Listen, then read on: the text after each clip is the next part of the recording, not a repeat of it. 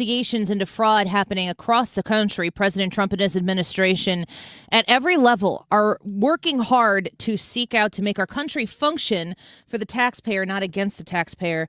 And there's one particular area where we're going to focus in now, and we're going to speak with our next guest, Dr. Mehmet Oz, Director of Centers for Medicare and Medicaid Services. Dr. Oz, thank you for the time today to come on the Annie Frey Show. We're so grateful to have you here with us.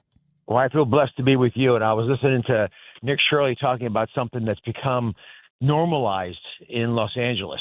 And I say that because it's important to understand what that does to a society when everyone expects that people around them are lying and cheating and stealing. They start to lie and cheat and steal. And I don't know if you saw the video I just posted online, but I was in L.A. walking through a very normal-looking neighborhood, and there was one house that was a little disheveled. Couch on the outside. Just clearly wasn't like all the other houses. And these are called six-packs because what they do in these houses, and there were 3 of them in this neighborhood in Carson, just a suburb of Los Angeles. They take 6 elderly residents, basically keep them hostage in there, and they traffic their information. They sell their information, for example, to hospice groups who will pretend that they're dying of cancer, charge $6,000 to the taxpayer.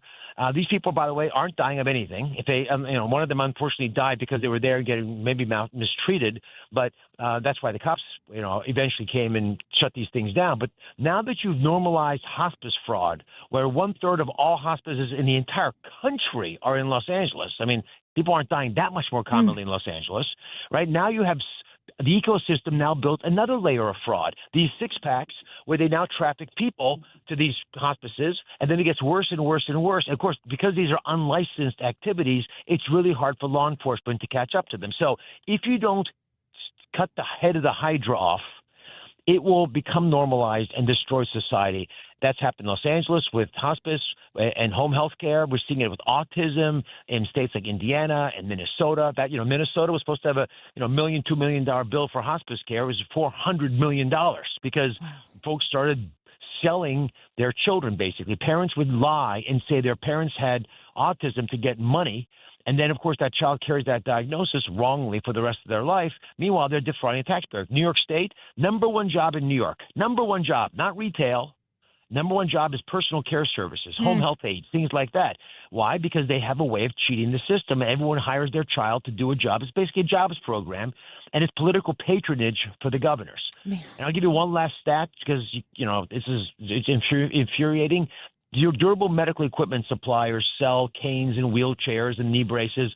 There are twice as many of them in South Florida as McDonald's. Oh. I mean, how is that possible? Yeah, it's outrageous. I mean, it's probably what you're uncovering and constantly digging deeper and deeper into. We're speaking with Dr. Oz here on the Annie Frey Show, that this fraudulent behavior seems to be very efficiently streamlined. There's a process, there's an implementation.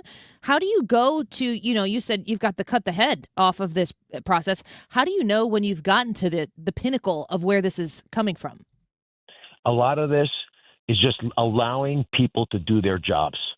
I love my job. I'm at Centers for Medicare and Medicaid Services. If you talk to the folks who've been working here for years, they have never felt the amount of enthusiasm for their job. They think they're allowed to go unbridled out there and take these folks out. They actually want to stop fraud, and they've been hindered because for many years their job was to get more people on the system. It wasn't to police the system, to make sure it's given to the right people. The argument that I made to my colleagues is if your child has autism and you get extra services, that's a good thing for society. But if every child in the neighborhood has autism, your child won't get care. And what they're doing now, and it's my agency, but it's true of the Department of Justice and FBI, and we're working all together. It's an all-of-government effort. And as you know, President Trump has appointed Vice President Vance to be in charge of this task force. What we're doing is unifying resources and freeing people, taking the bits out of their mouth. Let these stallions go after fraud. FBI agents and Office of Inspector General agents, they want to go out and take these folks out. But I'll tell you, my job is a little different. My job is to give everyone the clues, but most importantly, never let the money leave the building. So what we're saying to fraudsters is you got a good time for the last 5 years. A lot of this, of course, because of COVID and rule changes that made it easy to cheat. That's new sheriff in town. That's done. And I'm not letting you take the money. And if you try to get money from us, eventually they're going to catch you and put you in jail. But in the meantime, it's a bad proposition because you're not making any money because you can't steal from us. And you know what we find out? people leave the business. Once they know that there's accountability, that folks are checking and looking and going to catch them, and they're not going to get the money anyway, they leave. They go defraud somebody else. Oh, that's such complacency that I guess has just been left to be dormant for so long because we haven't had people like you, Dr. Oz, and the Trump administration pushing to say no more of this. As the director of Centers for Medicare and Medicaid Services, Medicare and Medicaid is one of the biggest issues that gets talked about every single election. And are we going to protect it? Are they going to sell it out? How can you sustain it and provide Medicare and Medicaid to the people of this country who have been paying into it, who need it, if it's being defrauded so much? It seems like the ultimate way to protect it is to do exactly what you're doing right now. So beautifully stated. These are the crown jewels of our social safety net program. We are judged by our society as a society and how we take care of our most vulnerable. I'll give you one number just to blow your mind. Everyone's worried that they're paying the Medicare, they're never going to get it, right? It's going to go out, their belly up before they get to the age of 65. If we could take out the fraud, waste, and abuse just in Medicare, just in that program, we would double the life expectancy of the Medicare Trust Fund. Wow. It would be there for a lot longer. You'd be able to take advantage of it. And all you got to do is make sure that the right people get the services at the right time by the right people. And the folks who are cheating the system are reprehensible for a lot of reasons. But I'll tell you the big epiphany for me, again, I'm a heart surgeon. I've seen this too often. People who will steal your money will steal your health and they'll steal your life. People are dying because of this fraud. I'm really angry about the money, but I will not tolerate American lives being taken by fraudsters. And there are some cultural issues here. There are definitely folks who have gotten involved from other countries who don't agree with the way we do business because they came from countries where everyone cheats. We don't cheat our most vulnerable in America. We shouldn't have let that happen. And Americans steal too. But no matter where you come from, we're not going to normalize it anymore. You say we don't cheat, and I love to hear that. And I know our listeners right now are saying, yes, more of this. But it sounds like we have allowed it for a certain amount of time. Is this behavior that has just been completely ignored, or is it possible that it's even been encouraged at certain levels of our functioning government? A telling question. And I think there is political patronage. There's definitely evidence of leadership not wanting to take on this challenge because it would cost them votes in certain populations. That's true in many of the cases that have been already discussed. But I got to say, the most important thing we need to do is to recognize that this is not a small problem that you'll win an election for, but it'll work out at the end. This is not seen as a flaw by some people. This is a feature. If you can get populations to vote for you who wouldn't have, if you can get populations to think more of you because you're not willing to make tough decisions, then that's a real issue because you're not doing your job. We don't elect people to do what's best for them. We elect them hopefully to take care of all of us. And I'll give you a little stat that, again, it's sort of awkward to admit. By federal law, if we sign you up for a program like Medicaid, we have to also give you the ability to vote. So this is also a voter outreach issue. Oh. That is a little embarrassing to have to admit. We're speaking with Dr. Oz here, the Director of Centers for Medicare and Medicaid Services. I've encountered a few headlines that talk about stories of people who are going to apply for that Medicaid coverage or maybe, potentially even hospice coverage, and they find out they've been getting that coverage before. And then there's a whole conflict over their ability to access the coverage that should be there, but their identities have been stolen and their benefits have been appropriated somewhere else. And then you've got this whole tangled web of issues that you have to deal with while somebody is actually seeking out these services that they are entitled to. What do you do to the people who are committing this identity fraud against American citizens and taxpayers? Just to put a little exclamation point on your insight, I've spoken to family members of people who have gone on hospice. And to your point specifically, when you go on hospice because you're going to die, because you have, let's say, metastatic cancer, you make the very thoughtful, wise decision to forego other care in order to be put in a more comfortable situation. So you lose your Medicare. I'll say that again. When you go on hospice, you give up your Medicare as part of the deal. So if you're dishonestly put on hospice and you didn't even know what happened, and this is a whole business, your young people come into your life, they trick you, they tell you to sign here for a free toaster, and they take you off Medicare, right? When you get sick, you're not eligible for care. You go to the ER, they won't take care of you. You ask for a treatment or an X-ray or a doctor's appointment, you can't get one because you gave up your Medicare because you're on hospice.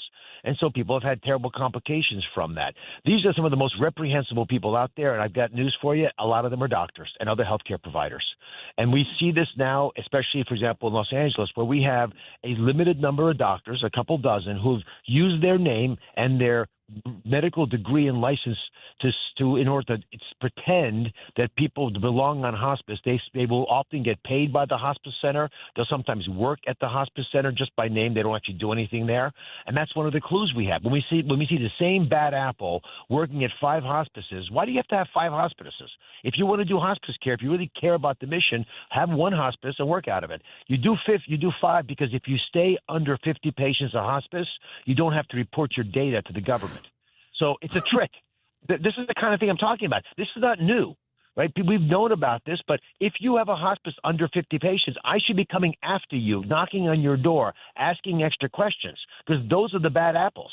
Oh, Dr. Oz, this is breathtaking. I mean, this is what you're up to your eyeballs in this right now. When you accepted this position on behalf of the administration, did you know that this was going on, and did you know it was this bad? No. Not at this level. I did not appreciate it. And maybe I should have suspected, because the president, we were at Mar-a-Lago and I got my interview, and I've known the president for quite a while. So at the end of it all, he said, "Oz, are you sure you want this job?" And I said, "Yes, sir, I am. This is a dream. It'd be a dream for me to be able to serve in this capacity."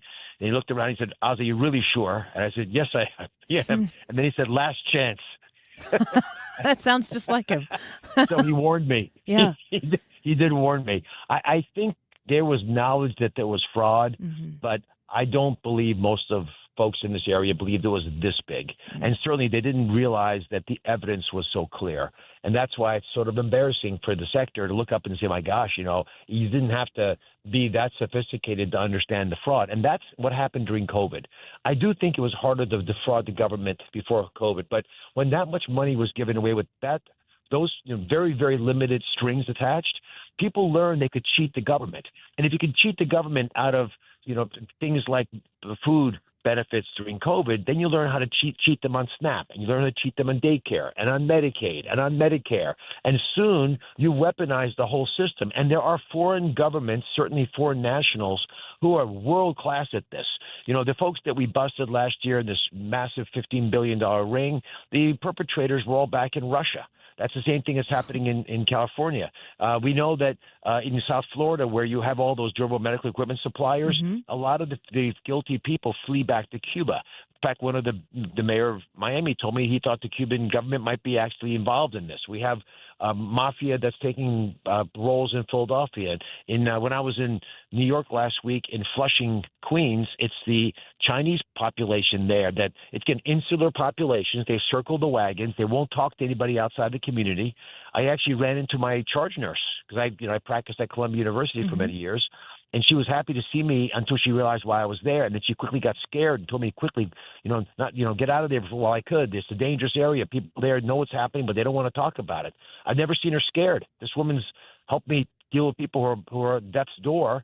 And she was petrified to see that we'd come there as the government to find out what's happening. On that one city block in Flushing, that one block, there were 3 of these social adult daycare centers that we believe are defrauding the government. One of them we have a conviction in already. On that same city block was the insurance company that was supposed to be monitoring them and a police precinct on the same block, right? Hundreds of millions of dollars of fraud, unlicensed individuals, because they don't have to get a license to do it in New York. And what is it? I went to the Southern District of Manhattan where Giuliani used to rule. I met with these wonderful people, DOJ, the FBI, the Office of Inspector General people. They all say the same thing, which is, if you don't let us go out there and enforce the law, then it just gets worse and worse. And if you make rules that are unenforceable, then you can't send law enforcement to enforce the law because there's no rule that we can rely on. And this is why it's a whole of government solution. It's about making smarter rules so law enforcement knows that they can enforce them. It's about knowing where to look and using technology, including AI, to uncover. Listen, if you know there's 100 hospice centers in one building and the building is full of fraudulent hospice centers, you can assume the ones that you don't know are fraudulent are probably fraudulent, right? Take their licenses away. Don't let them practice. Instead, the old-fashioned approach was one by one, go after them, subpoena them, ask them to come to court. These guys are smart, and they're making a fortune. They're all driving BMWs. they're going to outsmart the system. You'll never catch them. And by the time you do, they either flee the country or they create a hospice in Nevada, which, by the way, is what's happening. As we chase them out of California, they go to Nevada, they go to Texas, they go to Arizona. And we're already seeing a 7-fold increase in hospice in Nevada. I just came back from there. Horrifying. And these bad guys, they learned the business in California. The good news is you cut off the head of the hydra, as we started the interview off saying. You get these people to realize there's no easy money here anymore. They'll just go somewhere else to do crimes. But at least they leave healthcare. Well, Dr. Oz, man, we're blessed to have you, and we look forward to more of your recalibration of this entire system. Do you feel as though you can make real, measurable, effective change from the root level in this industry in the amount of time that you have with President Trump? 100%. And the president, as you know, is a great deal maker. The best deal of all, go to the good guys. They know who the bad guys are, and help them. Yes. So my biggest allies in hospice fraud are the good hospices. The ones that actually are doing their job, the good healthcare, home healthcare, the good durable medical equipment suppliers. They are wonderful human beings who are trying to do their job. These are inherently good businesses. They don't want the bad guys because it destroys the entire bushel. Find the good apples, ask them questions, get them to help you. And with their help and with the president's leadership, we're going to do great. And I tell you, having Vice President Vance, who's a superstar, involved in this, puts a lot of ferocity into, it's a ferocious group he's putting together. Yeah. Well, Dr. Oz, it's an honor and a pleasure to have you on the show to give us all of these statistics and this depth on this issue. I know that the fraud is at the forefront of what our listeners here want to see this administration engaged in, and it sounds like you're doing a wonderful job at rooting it out. We thank you for your time. I thank you. God bless. God bless you as well. Dr. Mehmet Oz, Director of Centers for Medicare and Medicaid Services. How do you feel about that? Did you pass a kidney stone while you were listening to that? Well, I was going to ask him what I should do about kidney stones because he's a doctor.